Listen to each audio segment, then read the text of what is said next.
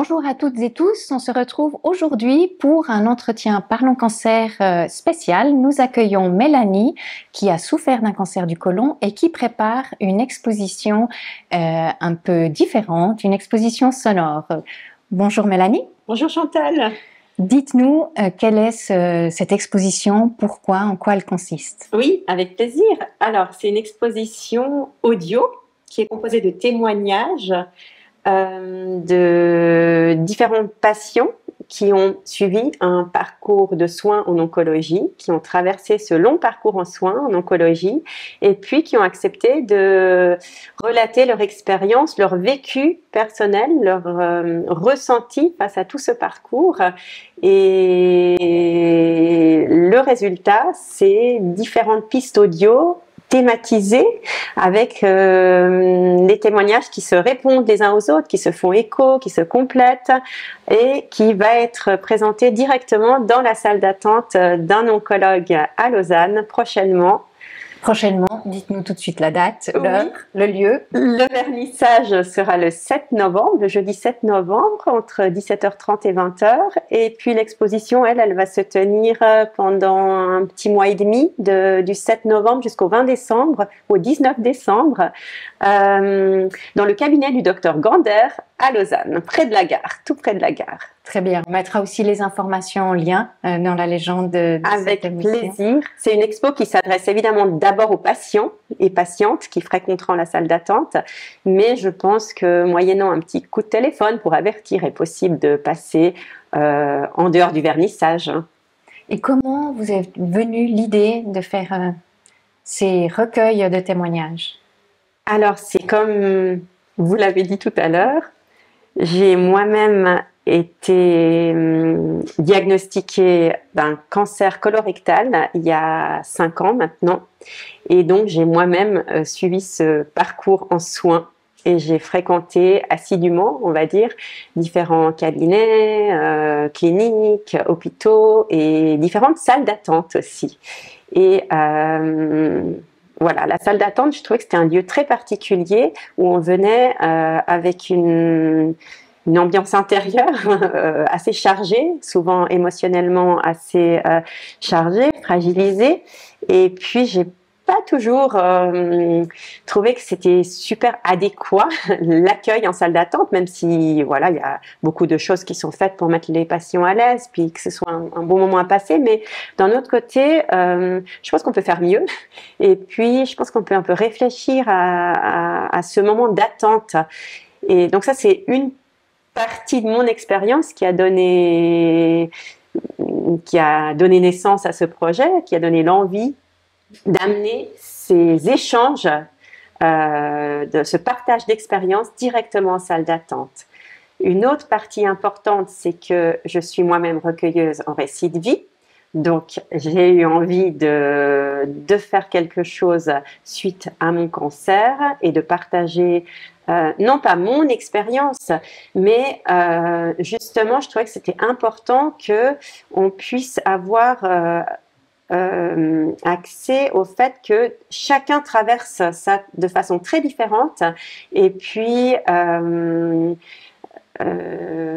d'entendre le récit des autres, ça peut se permettre de dire, ça peut permettre de se dire, bah, telle et telle personne, elle a vécu ça comme ça. Ah oui, c'est possible de vivre ça comme ça. Ou telle et telle personne a vécu ça de cette façon-là. Ah non, ça ne me correspond pas du tout. Mais comme ça, on peut un peu se positionner et se dire comment moi je vis ça, quel patient je suis, quel patient je veux être, comment je me positionne face à la maladie, face à différents soins, voilà. Donc, c'était l'idée d'avoir des échos très différents pour parler, non pas de conseils pratiques, mais de ressentis. C'est quelque chose qui, finalement, je trouve, a peu de place dans une consultation médicale, par la force des choses, parce qu'on s'occupe plus de traiter la maladie, proprement dit, d'actes techniques, plus proprement dit. Mais voilà, c'est peut-être c'était donner un lieu, une voix à cet aspect-là, en fait, du vécu d'un patiente en oncologie. Et puis, ça peut être intéressant pour les autres patients, ça peut être intéressant pour les médecins aussi, de se dire, ben oui, on est rarement au même endroit, au même niveau. Évidemment, pour le patient, en fait, c'est souvent une première fois, une nouveauté, beaucoup d'inconnus et beaucoup d'émotionnel. Alors pour le médecin, heureusement, ben, c'est quelque chose de plus connu, c'est quelque chose de plus protocolaire, routinier et puis moins impliqué émotionnellement, c'est normal. Mais voilà, c'est peut-être un petit pont qu'on peut faire. Et, et puis l'idée aussi, c'est que ben, les patients qui sont déjà passés par là, on pourrait les appeler les patients expérimentés, ils ont un savoir expérientiel. C'est pas le savoir médical, c'est pas le savoir universitaire, c'est vraiment de l'expérience. Ils peuvent aider avec ce savoir-là des patients plus novices qui découvrent et qui sont vraiment confrontés à beaucoup de nouveautés et d'incertitudes. Vous avez sélectionné quelques extraits. Je propose qu'on les écoute oui. à présent. Oui, absolument. Alors, j'avais pensé lancer le premier extrait. C'est justement un extrait qui parle de cet inconnu. Ça me tenait à cœur de poser la question, de savoir où est ce sentiment d'inconnu et puis, par la force des choses, un peu ce sentiment de solitude aussi. Donc, le premier extrait, on peut l'écouter. Par rapport à tout ce parcours en soins, du début jusqu'à aujourd'hui, quels ont été les moments où vous étiez le plus en terre inconnue et comment vous avez vécu ça intérieurement? Qu'est-ce qui vous a soutenu ou au contraire, qu'est-ce qui vous a manqué? Typiquement au moment du diagnostic, parce que disons que ma gynécologue, elle m'a dit il faudra prendre rendez-vous avec un oncologue, il faudra prendre rendez-vous avec ci, avec ça. Mais on est bien évident, il a vraiment fallu à plusieurs reprises que je lui dise ok, mais c'est quoi la prochaine étape? Concrètement, oui, je veux bien prendre rendez-vous avec un oncologue, mais je ne connais aucun oncologue, il faut que vous me donner des noms. Terre inconnue, je dirais que c'était tout ce début. Jusqu'à l'opération, où vraiment là, entre tous ces examens, comme je vous ai dit avant, ces biopsies profondes et autres, où on va à ces examens, on ne sait pas trop à quelle sauce on va être mangé, dans quelle position, si ça va faire mal, pas mal. C'est un monde qui m'impressionne évidemment, surtout quand on sait que sa santé est en jeu. L'inconnu, ça a été au moment de l'annonce, de savoir comment ça allait être fait, qu'est-ce qu'il y aurait derrière. Ça a été des grands moments d'inconnu. Ça a été juste terrible parce que personne, faut faire seul avec ses propres questions. Puis après, vous faites quoi? Vous allez voir sur Internet. Puis quand vous voyez Internet, c'est pire que tout. Parce que vous voyez que les horreurs. Ça a été terriblement difficile. De savoir comment j'allais supporter tout ça. Et de savoir si, après ma première chimiothérapie, est-ce que j'allais être complètement malade, comme on voit des fois, être très nauséeuse, de ne plus pouvoir manger, d'avoir un dégoût de la nourriture. Puis ça, je pense que c'est vraiment propre. Il y a ce qu'on vient d'entendre, et puis il y a aussi une autre très jolie réponse que j'ai eue par rapport à cette question. C'est la réponse d'un artiste qui a un peu déjoué la question et qui a mis l'inconnu en lien à la créativité. Et j'ai trouvé ça absolument génial. Il explique que être créatif, aller dans la créativité, c'est passer du connu à l'inconnu. Et alors, quand on est dans cette zone d'inconnu, soyons créatifs. On écoute un autre extrait?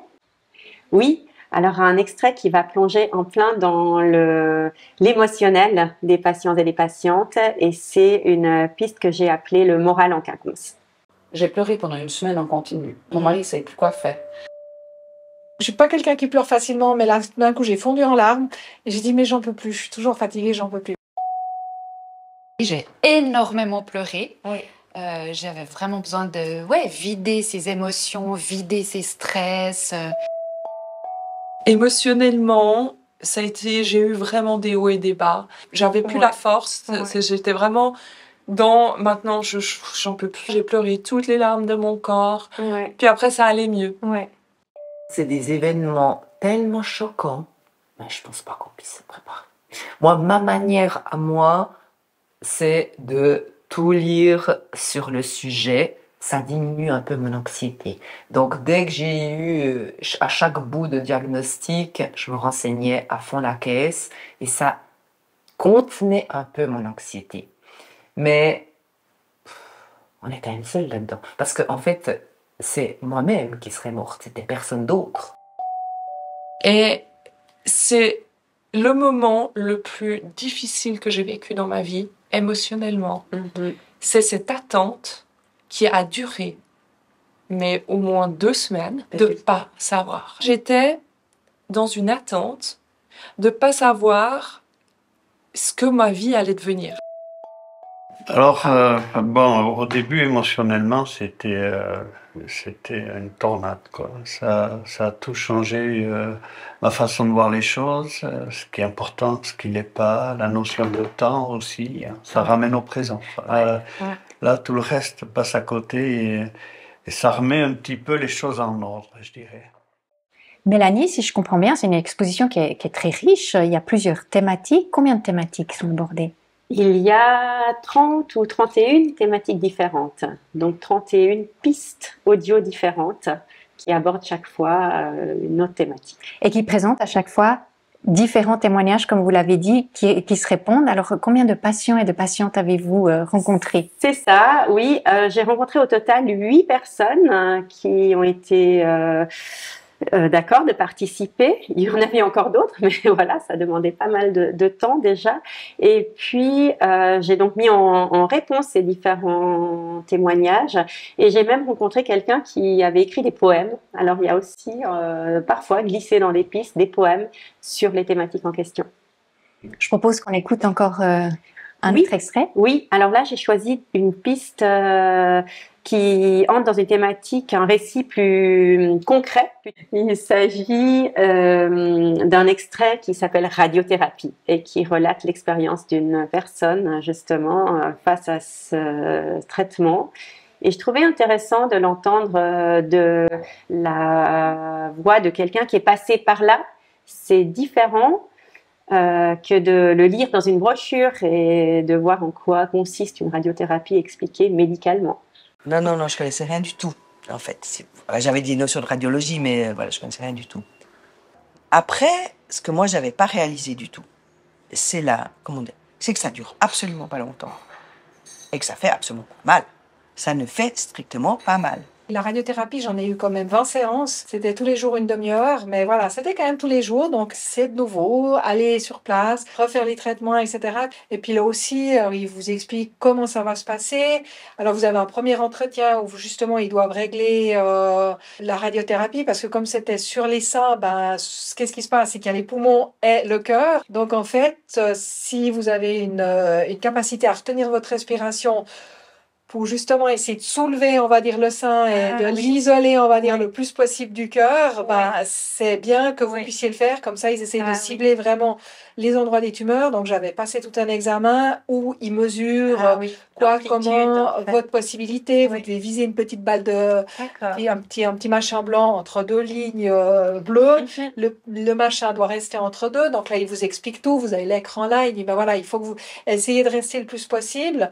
Et puis, après, il vous explique justement que c'est pour éviter que les organes vitaux soient touchés, d'isoler au maximum les radiations et puis d'éviter les dégâts. Donc, tout ça, c'est quelque chose qu'on vous explique. Et puis, quand vous arrivez au traitement, alors c'est vrai qu'au début, ils vous scotchent des machins partout. Vous dites, c'est quoi ce machin?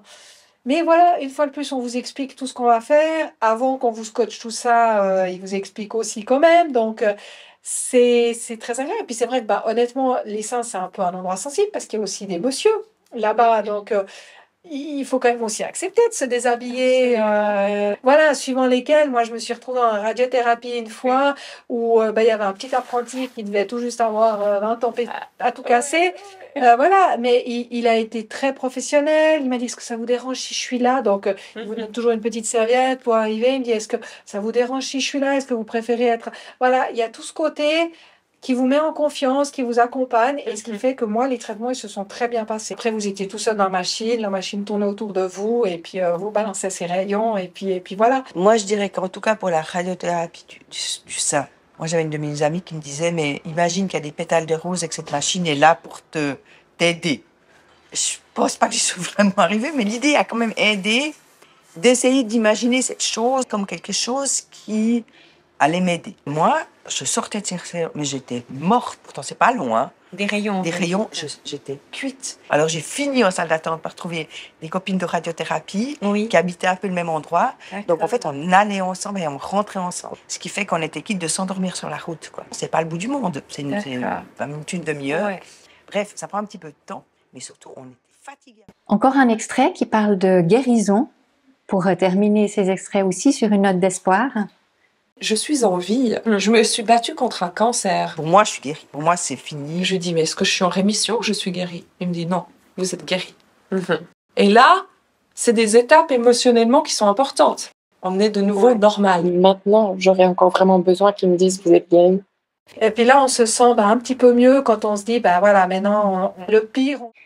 Oui, de guérison, guéri. Je trouve important, ça c'est un témoignage, une piste, une thématique qui finalement parle des mots.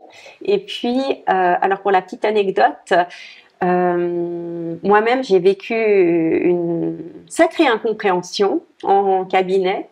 J'étais donc au tout début, on venait de me diagnostiquer mon cancer et puis le médecin je sais plus exactement les mots, me dit un peu, voilà, il y a de fortes chances pour que dans 5 ans, vous soyez là. Alors, moi, j'ai compris, il y a de fortes chances pour que j'aie encore 5 ans à vivre. Donc voilà, 5 ans, c'est mieux que 2 mois, mais enfin, moi, c'était quand même un choc de dire comme ça. Et en fait, j'ai appris plus tard, parce que je savais rien, je connaissais rien au monde de l'oncologie, que 5 ans, c'est le temps de rémission. Et donc, il était en train de me dire qu'il y a de fortes chances pour que je sois guérie et que dans 5 ans, retour à la normale et que ce cancer soit une histoire passée. Et moi, je savais pas qu'il avait pas compris, que j'avais pas compris ce qu'il avait dit et lui savait pas non plus, j'avais mal interprété ses mots. Donc voilà, des fois il y a vraiment on est dans des planètes langagières différentes, puis c'est important de pouvoir s'en rendre compte pour éviter des malentendus puis des émotions fortes. Et alors j'ai envie de vous demander quand c'est que vous avez compris, comment J'ai compris plus tard. J'ai compris plus tard en découvrant que 5 ans, ça voulait dire rémission, mais j'ai eu le temps de imaginer le pire. Ouais. Et voilà. J'aimerais qu'on rappelle vraiment très concrètement où a lieu l'exposition, comment la visiter. Alors l'exposition concrètement, elle a lieu du 7 novembre, jeudi 7 novembre, jour de vernissage, en fin de journée, 17h30 à 20h, dans le cabinet du docteur Gander, à l'avenue Ruchonnet 2 à Lausanne. Et puis, par la suite, elle restera dans la salle d'attente jusqu'au 19 décembre 2024, toujours dans ce cabinet pour les patients et les patientes. On peut y passer en téléphonant à l'avance, en regardant quand c'est le meilleur moment. Et puis ensuite, cette exposition, l'idée, c'est qu'elle puisse voyager, c'est qu'elle puisse aller peut-être être accueillie dans d'autres cabinets d'oncologues ou dans d'autres lieux qui s'y prêtent, des centres de chimio ou des lieux d'accueil liés au cancer, où il y aurait des patients et patientes. Et voilà, l'autre idée, c'est qu'elle puisse s'étoffer peut-être aussi avec de nouveaux témoignages, des nouvelles contributions.